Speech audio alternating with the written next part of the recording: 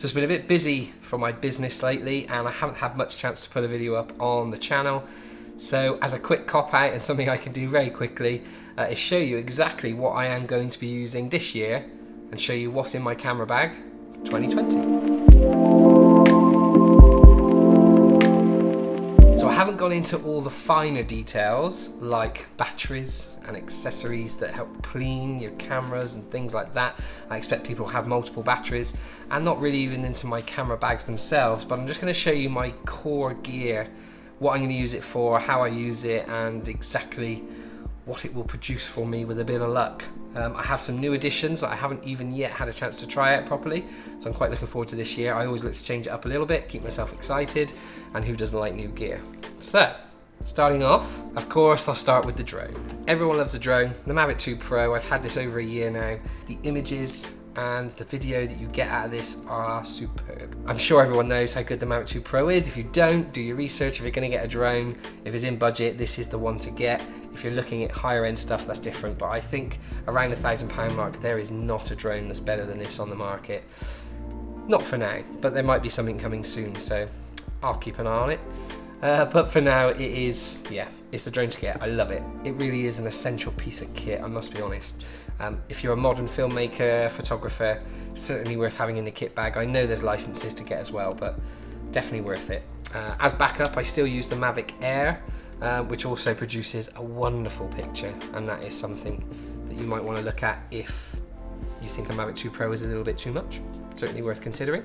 So on to photography. Everything directly in front of me and to the right is what I use purely for photography, part of the drone.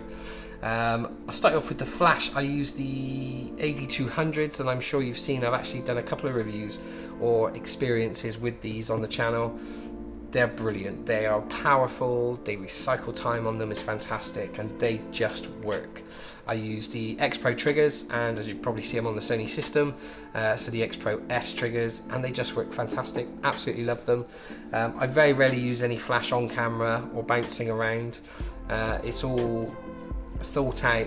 The way I like to use this is a backlit sort of style, and they work wonderful. And the round head was a nice option. It gives a nice softer light, and you can then go on to use the round head kit, which gives you a few little nice things like honeycomb, magnetic grills, barn doors, domes. You've got a few coloured gels you can put on, not anything too major, and a little snoot as well.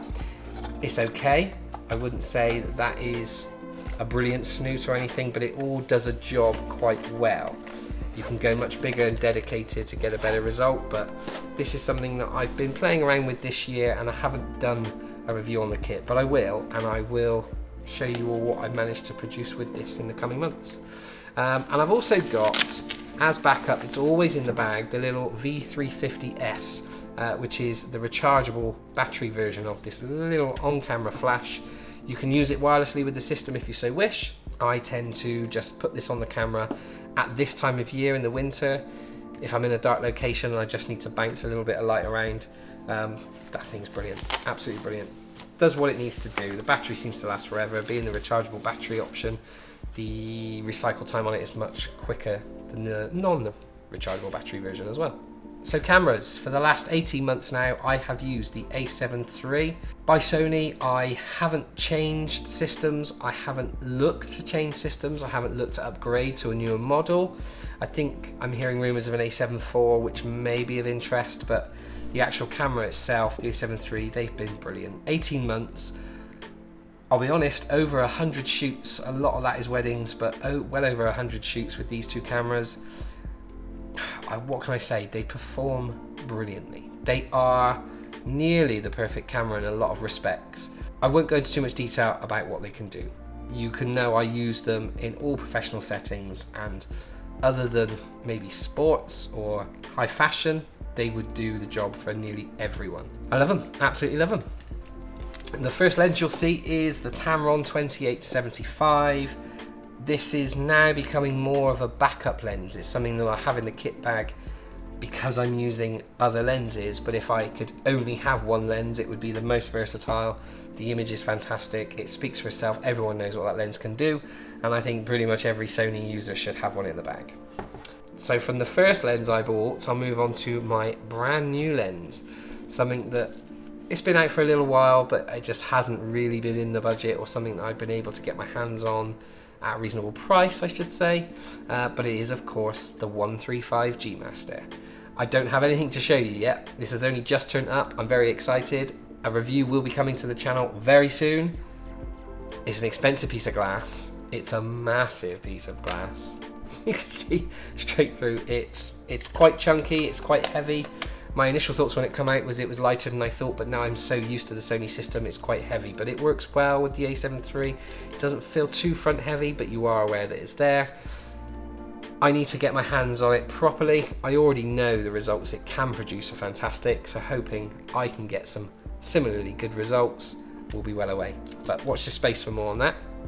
And onto some other lenses. I've recently purchased the Sigma 105 OS, or dual OS, macro lens. Now this is actually for the Canon EF system. This is a lens I've used before, and one of my colleagues, Chris, still uses now. I wanted a cheap macro. If I ever do a macro shot of, say, wedding rings, I might do it once or twice at a wedding. I might get this out.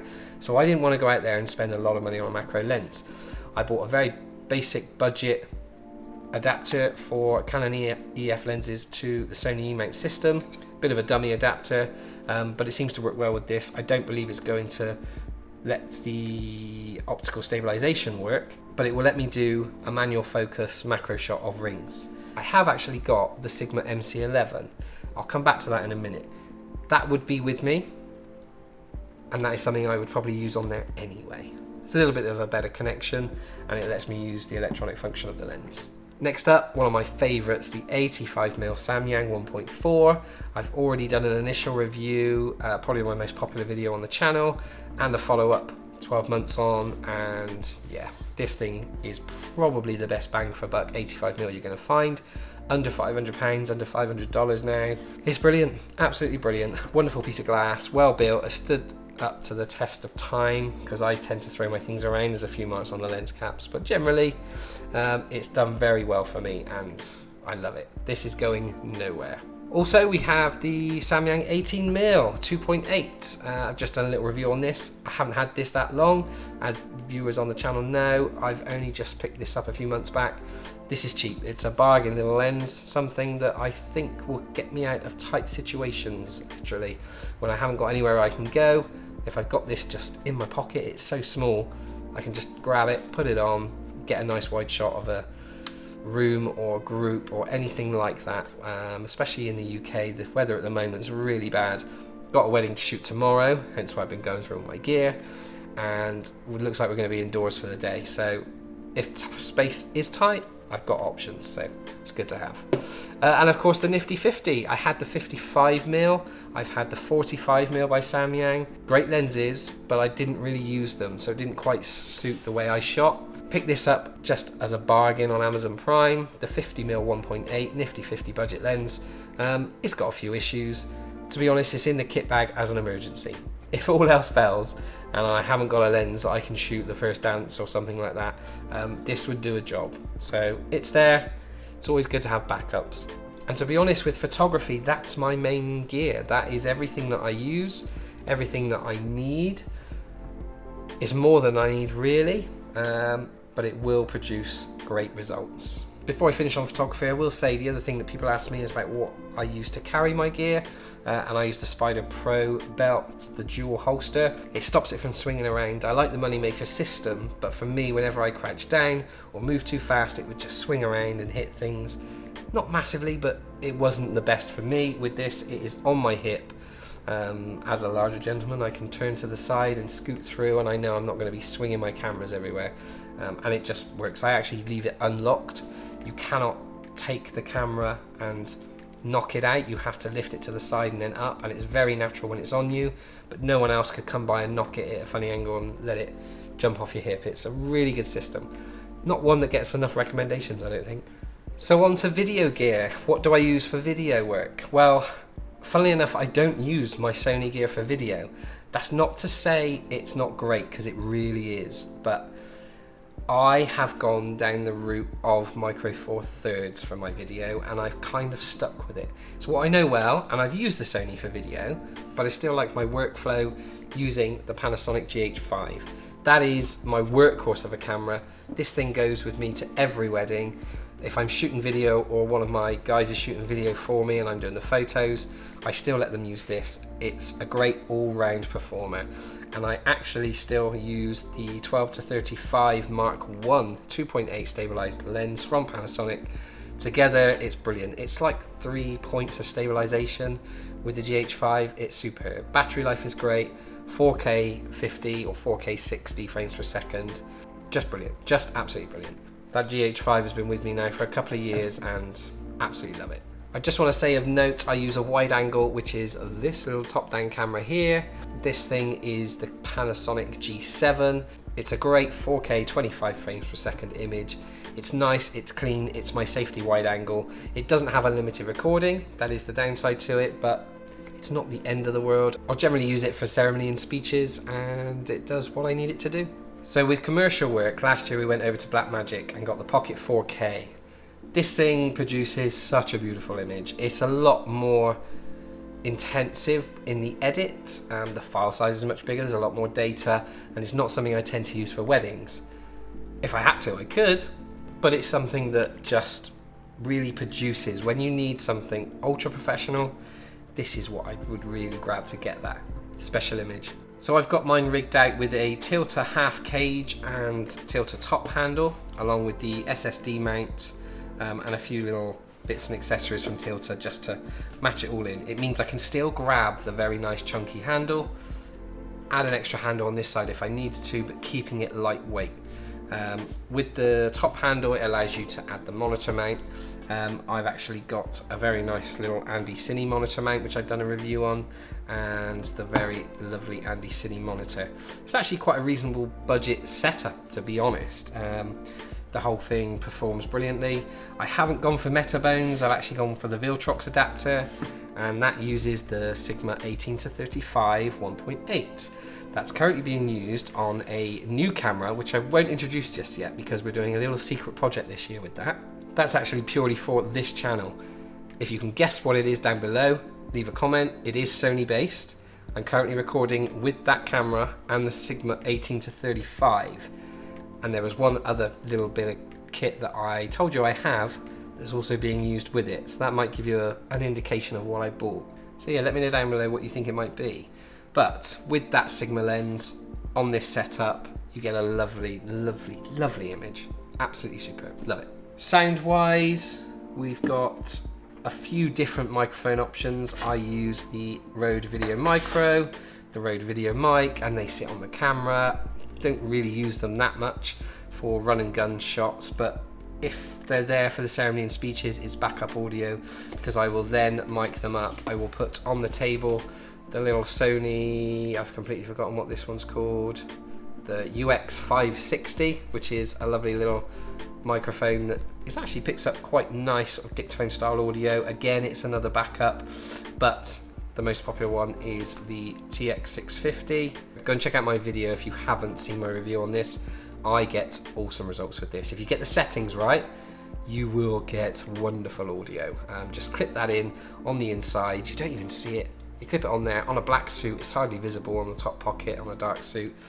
Or you can just hide it just behind an altar somewhere. It's, yeah, brilliant. Other lenses that if we've got more time to set up that I will use on the Blackmagic. I haven't done reviews on any of these, and it's something I will do this year, I promise. Because I've been asked what lenses do you use for different setups.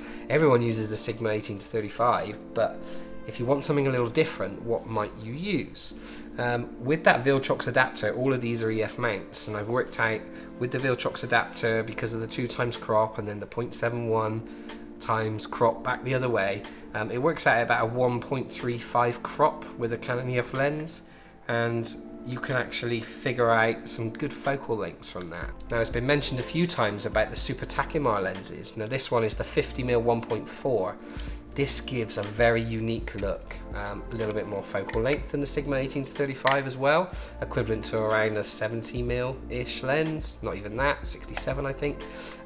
So a little bit more tighter, but anything. If you're shooting talking heads or a couple shot, anything that you're staging and actually have time to shoot like you would with a Blackmagic, the image on this is wonderful. We've also got the Samyang 85mm t1.5 cine lens.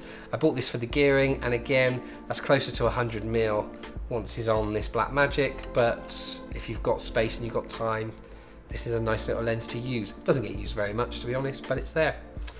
And then I also picked up recently a Sigma 10 to 20mm f3.5. This is even older than the OS 105.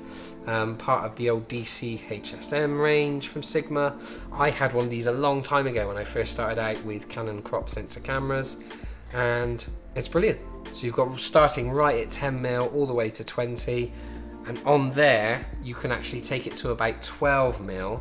Because of the fact that this lens is purely for crop sensor cameras, you can't quite use it at the 10mm with that adapter. So if you put it straight on the camera without a Viltrox adapter or a speed booster, you'd be getting close to 19mm, but with that you can take it to about 12mm. You don't get hardly any vignetting, especially at 14mm, and that brings you a lens that's close to 15-16mm at 3.5.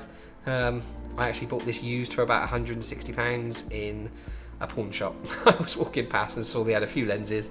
This one caught my eye. I remember having a version of this. In fact, I think mine was the 2.8 to 4.5 version. This one is solid f3.5 all the way through. Always known it to be a good lens, so we'll try it out. I got a super wide for all of my micro four thirds system, and again for everything that I have in Sony as well. So I'm not going to forget, last but not least, the gimbal, quite essential. This one doesn't quite take the Pocket 4K, it's still a little bit too heavy. This is not the Zhiyun S, this is the original Zhiyun Weeble Lab, I should say, not the Weeble Lab S. So it doesn't have the stronger motors and it can't quite handle, even with counterweights, unfortunately, the Pocket 4K. I am looking at getting a gimbal for this, but again, a lot of this is much more thought through work, so you can take a little bit more time. But I do use it for the GH5, and I absolutely love it. The results you get with the Weeble Lab is superb. The only other gimbals I think that are worth considering now would be the new Ronin ST and of course the Weeble Lab S. And lighting, I've got a few different lighting options for video, but these little LED panels, I did a review at these at the end of last year, and they sent me a few and I love them. You can do all sorts of colour, they're super bright, they're just brilliant little things. I love them. I think they are worth having in your kit bag to give yourself some dynamic colouring and dynamic lighting for your video work. They're not that expensive. Aperture have released a few different options as well. The Aperture MC is really popular. So lighting, sound, not just lenses with video. It does come on to a little bit more and a little bit more thought through. So bar what I'm shooting on now, and I'll be explaining what that is in a video to come soon, this is what I'm using this year. This is everything I'm using in 2020. Not really sure what that tells you, to be honest, but this is what I use. I love how I use it. It suits me down to the ground. And there's a few new additions, as I said, that I cannot wait to put into action this year, starting with tomorrow. That's it for now. Thank you as always for watching. Please don't forget to like and subscribe to the channel. Hit that bell notification to be kept informed of any future videos. Do leave a comment down below of what you think. Be interested to see what you guys would do to maybe improve my setup. Any tips or tricks and things you think might be worth adding into my gear. Always welcome. As always, I'm Matt from Roto, and I'll catch you in the next one.